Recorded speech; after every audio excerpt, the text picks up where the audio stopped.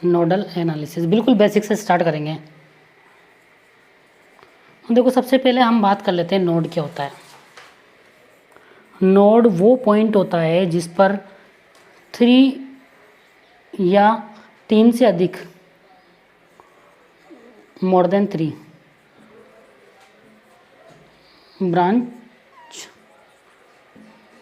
Branches meet.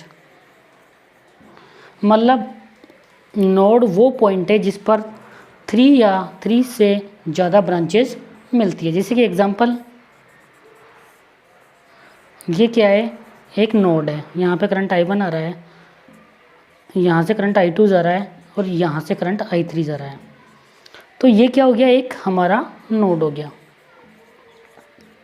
यहाँ तक आपको समझ में आया। अब इसके बाद हम बात कर लेते हैं नोड की। तो अब बात आप लोगों की समझ में आ गई होगी। तो सबसे पहले हमें क्या करना है, नंबर ऑफ नोड फाइंड करना है किसी भी नेटवर्क में, number of node.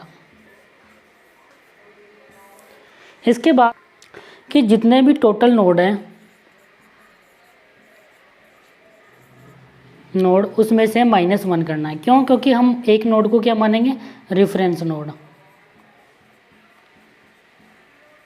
Reference node अब मैं बताऊंगा आपको कैसे मानेंगे। तो टोटल नोडल इक्वेशन क्या होगी, total number of nodal equation ये होगी टोटल नंबर ऑफ नोड -1। -1 क्यों किया, क्योंकि 1 नोड को हम क्या मानेंगे, रेफरेंस, जिसका वोल्टेज क्या होगा, 0 होगा। रेफरेंस, जो भी रेफरेंस नोड मानेंगे उसका वोल्टेज क्या होगा, ऑलवेज 0 होगा। तो अब रेफरेंस नोड कौन से नोड को मानेंगे, मतलब जिस नोड पर सबसे ज़्यादा ब्रांचेस कनेक्ट हो रही है, मतलब the node at which many branches meet. मतलब जिस नोड पर सबसे ज़्यादा ब्रांचेस मीट करेगी उस नोड को हम क्या मानेंगे, रेफरेंस नोड मानेंगे। अभी एग्जांपल देखेंगे हम। ठीक है, यहाँ तक मान लिया हमने। सबके पहले हमने नंबर ऑफ नोड फाइंड कर लिए, स्टेप फर्स्ट में नंबर ऑफ नोड। फिर इसके बाद हमने क्या किया, रेफरेंस नोड मान लिया, रेफरेंस नोड। इसके बाद हम क्या करेंगे कि रेफरेंस नोड मानने के बाद टोटल नंबर ऑफ नोड कितने बचे, n-1। तो हम क्या करेंगे, प्रत्येक n-1 नोड पर, जो भी रेफरेंस नोड मानने के बाद जो n-1 नोड बचे, इन पे हम क्या करेंगे, प्रत्येक नोड पर, इच नोड पे क्या लगाएंगे, किरचॉफ KCL लगाएंगे। KCL क्या है, किरचॉफ करंट लॉ है। क्या है ये, किरचॉफ करंट लॉ। क्या होता है किरचॉफ करंट लॉ, कि किसी भी पॉइंट पर ये बोलता है कि जो भी किसी भी पॉइंट पर टोटल धाराओं का योग क्या होगा, 0 होगा। देखो इसको ऐसे भी, summation of total current at a node is equal to 0। देखो जो इनकमिंग करंट आ रही है उसको पॉजिटिव ले लो, आउटगोइंग को नेगेटिव ले लो, तब भी आ जाएगा I1 + I2 - I3 - I4। अब हम I3 और I4 को उधर की साइड ले जाएंगे तो क्या आ जाएगी equation, I1 + I2 is equal to I3 + I4। मतलब I1 I2 क्या है, इनकमिंग करंट है। तो मतलब क्या हुआ, जो भी इनकमिंग करंट है वो किसके इक्वल होगा, summation of incoming current is equal to summation of outgoing current. ऐसे भी लिख सकते हैं। तो ये किरचॉफ करंट लॉ होता है कि किसी भी नोड पर, जैसे ये नोड है, इस पे टोटल करंट का सम क्या होगा, 0 होगा। या फिर ऐसे भी बोल सकते हैं कि किसी भी नोड पर जो इनकमिंग करंट होगा, जैसे I1 I2 इनकमिंग करंट है और I3 और I4 आउटगोइंग करंट है, तो इनकमिंग करंट आउटगोइंग करंट के इक्वल होगा। जैसे कि यहाँ पे दिखाया गया I1 + I2 is equal to I3 + I4। अब इसके बाद हम एक एग्जाम्पल देख लेते हैं, तब हमें पूरा समझ में आएगा कि कैसे नोडल इक्वेशन निकालना है, कैसे क्या करना है। तो स्टार्ट करते हैं अब हम हमारा एग्जाम्पल। देखो एग्जाम्पल आपके सामने दिखाया गया है। तो इसमें क्या है, यहाँ पे एक रेजिस्टेंस R1 है, यहाँ पे वोल्टेज है VA, यहाँ का रेजिस्टेंस है R1। देखो आगे, यहाँ का रेजिस्टेंस हो गया R2, यहाँ का रेजिस्टेंस हो गया R3, यहाँ का रेजिस्टेंस हो गया R4, और यहाँ पे एक रेजिस्टेंस है R5, और यहाँ का वोल्टेज है प्लस माइनस VB। देखो अब सबसे पहले हमें क्या करना है इस क्वेश्चन को सोल्व करने के लिए। फर्स्ट पॉइंट क्या था हमारा, नंबर ऑफ नोड। तो कितने नोड है इस पे, देखो 1 2, और ये पूरा क्या हो गया, यहाँ पे कोई भी ब्रांच नहीं है, सारी ब्रांचें एक ही लाइन में मीट कर रही है, तो ये हमारा हो गया नोड नंबर 3। तो टोटल नंबर ऑफ नोड कितने हो गए, 3 हो गए। अब इसके बाद हमें देखना है कि कौन से नोड पर सबसे ज़्यादा ब्रांचेज मीट कर रही है। इस नोड पर, नोड नंबर 3 पर 4 ब्रांचेज मीट कर रही है, तो इसका मतलब हम इसको क्या मान लेंगे, रेफरेंस नोड मान लेंगे। रेफरेंस नोड को ग्राउंड कर देंगे और यहाँ का वोल्टेज क्या हो जाएगा, 0 मान लेंगे। तो हमने क्या रेफरेंस नोड मान लिया। रेफरेंस नोड कौन से को मान लिया, नोड नंबर 3 को। अब टोटल नोड इक्वेशन कितनी आएगी, तो number of node equation, number of equation कितनी आएगी हमारे पास, नंबर ऑफ नोड -1। तो नंबर ऑफ नोड कितने हो गए, टोटल 3, एक को रेफरेंस मान लिया तो कितने बचे, 2। इसका मतलब कितनी नोडल इक्वेशन आएगी, 2 आएगी। तो देखो प्रत्येक नोड का वोल्टेज हम हाईएस्ट मानते हैं। इसका वोल्टेज हमने मान लिया V1 V2, और ये रेफरेंस नोड मान लिया तो इसका वोल्टेज हो गया 0। यहाँ तक आप लोगों को समझ में आ गया होगा। अब हम क्या मान रहे हैं कि नोड, मतलब सारे नोड का वोल्टेज सबसे हायर होगा पूरे सर्किट में। जैसे V1 की बात करते हैं तो V1 वोल्टेज, V1, अब हम 8 नोड फर्स्ट पे KCL अप्लाई करेंगे। तो नोड फर्स्ट की बात कर लेते तो यहाँ का वोल्टेज हम सबसे हायर मानेंगे। इसका मतलब क्या है कि V1 से सभी डायरेक्शन में करंट फ्लो होगी, मतलब आउटगोइंग करंट होगी। इसका वोल्टेज हाईएस्ट है, तो ये करंट हो गया I1, ये हो गया I2, और ये करंट हो गया I3। इसी प्रकार तो अब हम इसका निकालते हैं। देखो I1 क्या होगा, मतलब एक मिनट में आपको एक छोटा सा एग्जांपल बता देता हूँ।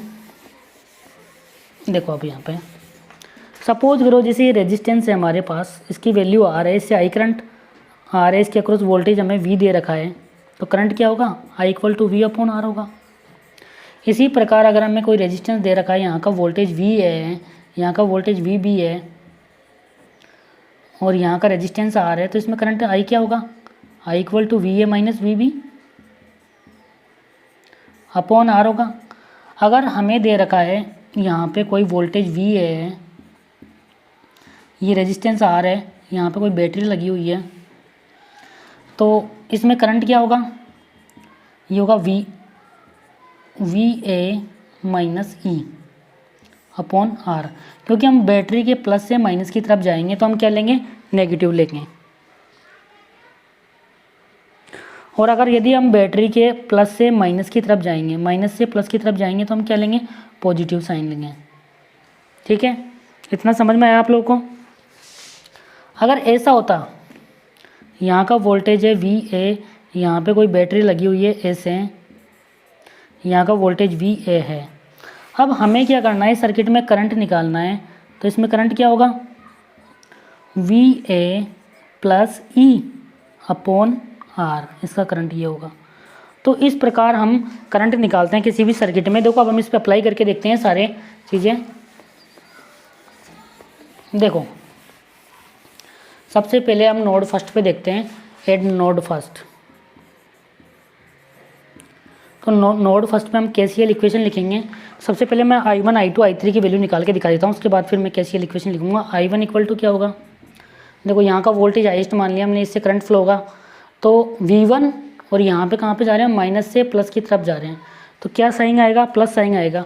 तो V1 + VA/R1, V1 + VA/R1।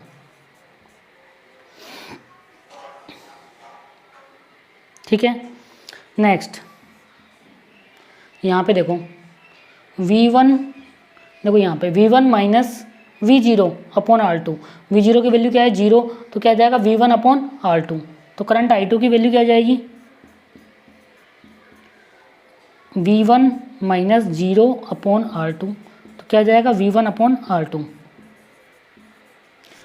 और last and final current I3 क्या आएगा हमारे पास, I3 देखो यहाँ पे वोल्टेज V1 है, यहाँ पे V2 है, तो इस I3 की वैल्यू क्या आ जाएगी, V1 minus V2 upon R3। ठीक है, ऐसे निकाल लेंगे। तब हम इसके डायरेक्ट इक्वेशन लिखेंगे, ये मैंने आपको समझाने के लिए लिखा है। हम इसके डायरेक्ट इक्वेशन लिखेंगे तो नोड फर्स्ट पे क्या हो जाएगा, नोड फर्स्ट पे हम KCL लगाएंगे तो क्या हो जाएगा, I1 plus I2 plus I3 is equal to क्या हो जाएगा, 0।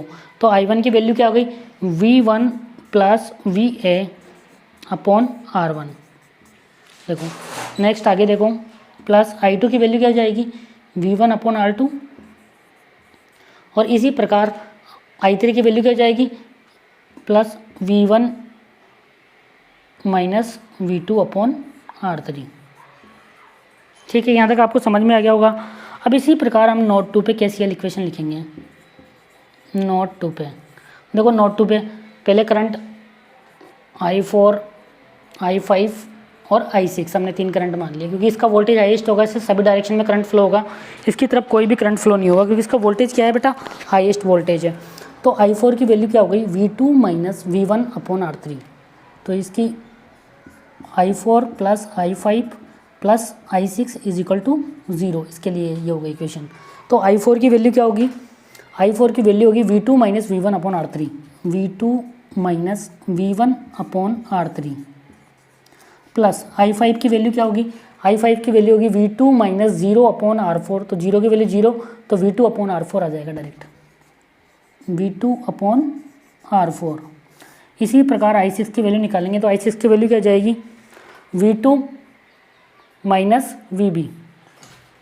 देखो अगर बैटरी के हम प्लस से माइनस की तरफ जाएंगे तो क्या आ जाएगा, यहाँ पे माइनस V आएगा, हमेशा याद रखना है। तो हम बैटरी के प्लस से माइनस की तरफ जा रहे हैं तो क्या आ जाएगा, V2 minus VB upon R5, ये R5 है। ठीक है, तो आपको इक्वेशन समझ में आ गई होगी, पूरा जो भी मैंने पढ़ाया वो आप लोगों को ठीक से समझ में आया होगा। नोडल इक्वेशन कैसे निकालते हैं, एक फाइनल एग्जांपल देख लेते हैं। देखो सॉल्यूशन में करना आपको बाद में सिखाऊंगा, अभी केवल मैं नोडल इक्वेशन बनाना सिखा रहा हूँ, क्योंकि कई बच्चों को मैंने देखा है कि बहुत ज़्यादा प्रॉब्लम आ रही है इस टॉपिक में, नोडल एनालिसिस में। तो ये आप लोगों के लिए मैंने सिंप्लीफाई किया है इसको बहुत ही अच्छे तरीके से। अब देखो ये वाला क्वेश्चन बहुत अच्छा है, ध्यान से देखना है, इसमें 3 नोड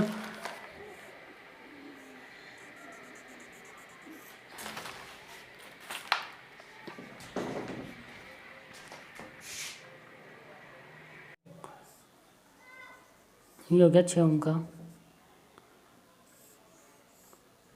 8 ओम, ये हो गया 4 ओम,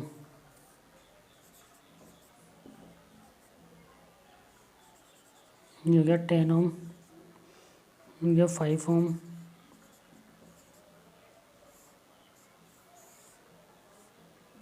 10 वोल्ट हो गया,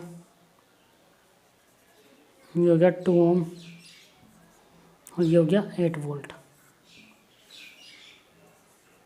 तो ये क्वेश्चन हमें सोल्व करना है। टोटल नंबर ऑफ नोड कितने हो गए, 1 2 3 और 1 4 नंबर ऑफ नोड 4 हो गए। रेफरेंस नोड कौन सा हो गया, ये वाला नोड रेफरेंस हो गया। नोड कौन सा होगा, इसमें सबसे ज़्यादा ब्रांचेज जुड़ी होगी, इस पर जुड़ी है रोड नंबर 4 पे, तो ये क्या होगा, रेफरेंस नोड हो गया। अब नोडल इक्वेशन कितनी आएगी इसमें, तो नंबर ऑफ नोड -1, क्योंकि एक नोड को हमने रेफरेंस मान लिया है, तो 4 - 1 कितनी नोडल इक्वेशन बनेगी, 3 बनेगी।